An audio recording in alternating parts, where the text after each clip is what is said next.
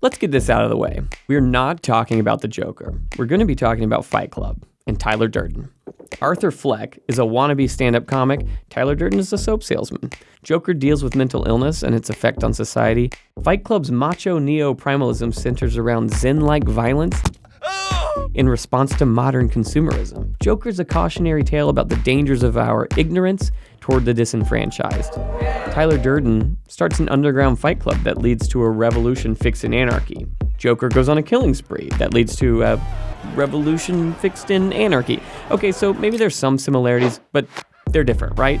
Yeah, they're definitely different. So why do we celebrate them in the same way? It's time to tell your buddy Chad to stop rooting for Tyler Durden. This is The Breakdown.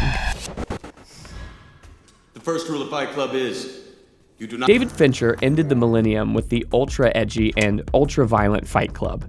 Even though the film underperformed at the box office, it has gone on to be a hyper-masculine coming-of-age flick, filled with all the identity angst of The Breakfast Club, but absent a second-act dance sequence. For those of you who didn't have a poster of a pink bar of soap up on your dorm room wall, Fight Club tells the story of some guy who might be named Tyler, but probably not, who is so disillusioned with society that he manifests an imaginary friend definitely named Tyler. Greatest moment of your life, man. Want to switch seats? The audience interprets the protagonist and Tyler as two different characters, but for other inhabitants of this film, they're one and the same. This is your first night at Fight Club. You have to fight. Sorry, spoiler. Tyler Durden. Yes, Tyler can take control of our protagonist's body in order to enact his ultimate plot, a return to our primal, more chaotic natures. Like the audience, for most of the film, the protagonist fully believes Tyler is his own entity and is shocked to discover some of the bad things Tyler's been up to. But that's third act stuff. Let's rewind a bit. As the Durden identity, our protagonist takes on a supporting role in the rise of a global men's movement, all built around the violent rejection of self-coddling and a material-based identity. Over the course of the film, Tyler's antics accelerate from an underground bare-knuckle boxing ring to the very public destruction of landmarks associated with commerce and corporate America. With each escalation, our protagonist finds himself disassociating from his alter ego, horrified by the innocents who are caught in the wake of the movement, and distressed by his lack of control over Durden. By the end, Tyler aims to detonate several explosives across major financial institutions, wiping away the debt and economic systems that have propagated the retail-centric society he holds responsible for the loss of identity. I know this because Tyler knows this. But by reconciling his psyche and taking control of his mental projection, our protagonist is able to defeat Tyler Durden. Sort of. The second rule of Fight Club is, Much like the film, Tyler Durden's philosophy quickly became popular in the real world, especially among young, angry, and primarily white male viewers.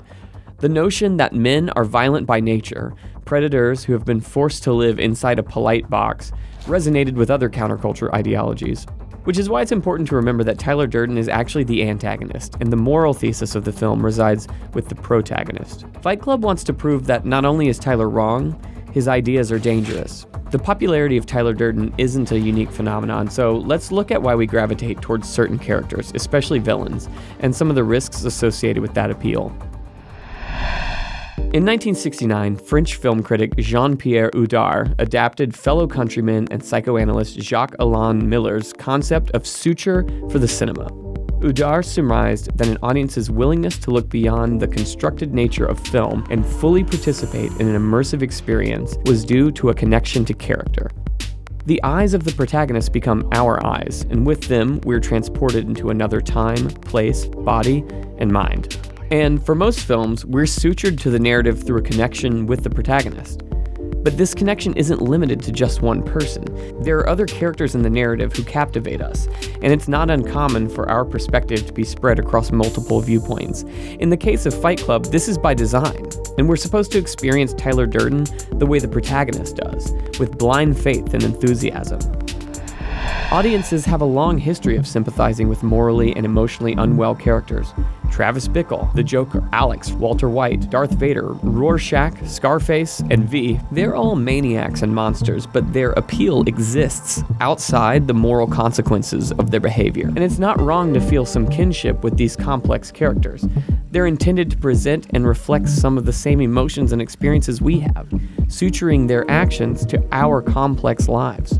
In the case of Tyler Durden, he's the cooler and sexier version of our ego. Donning a red leather jacket, most likely stolen from Eddie Murphy. Yeah, you got me, all right. Durden is a funny, powerful cult leader who doesn't give a He's willing to direct our disappointment towards external sources of misery and displays a brutal judgment of the world that many would be afraid to share openly.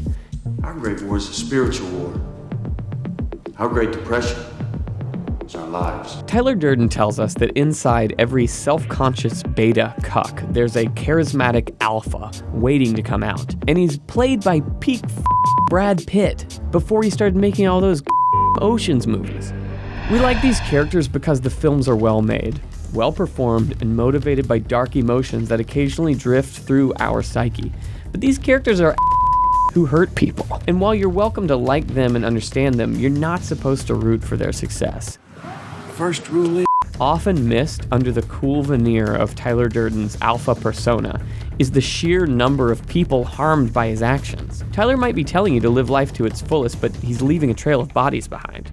Placing a gun to the temple of a Korean store clerk does not guarantee that man a new appreciation of breakfast. It creates trauma. Sending men to destroy a Starbucks doesn't topple the corporate giant. It gets people killed. And death doesn't give us an identity. It removes us from the equation. His name is Robert Paulson. When the protagonist finally sees this, it's too late. His delusion has warped all the world's men into an army of Tyler Durdens, hell-bent on warming their hands on the flames of a burning society.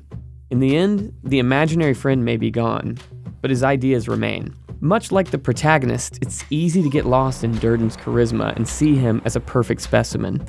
In the end, however, we're also supposed to reach the same realization. Who did this? I did actually find some gauze. Durden is not only wrong, he's the delusion of a mentally ill man. If we miss this fact, it's easy to romanticize actions and ideals that are harmful. See, what did we tell you? We definitely weren't going to talk about the Joker. We were talking about Fight Club, a completely different movie with two totally different characters and totally different ideologies. You're welcome. We hope you enjoyed this one, and you know what? Feel free to look on eBay if you want to send me Tyler Durden's leather jacket.